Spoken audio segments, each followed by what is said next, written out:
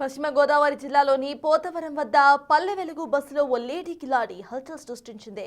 ప్రయాణికుల బ్యాగుల నుండి బంగారాన్ని కత్తెరతో కోసి మరీ దొంగిలిస్తూ ఉండగా తోటి ప్రయాణికులు గుర్తించి ఆమెను పట్టుకున్నారు. బస్సులోనే తాళ్లతో కట్టివేసి పోలీసులకు అప్పగించారు. ఆమె వద్ద నుంచి సుమారు 2.5 కాసుల బంగారం, 3,000 రూపాయల నగదును పోలీసులు స్వాధీనం చేసుకున్నారు.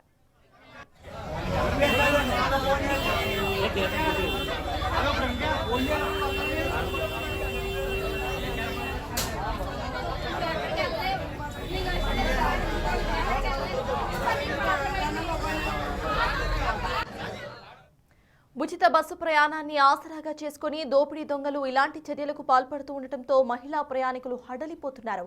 ఉచిత బస్సులను టార్గెట్ చేస్తున్న ఈ దొంగల ముఠాపై నిఘా పెంచాలని ప్రజలు కోరుతున్నారు.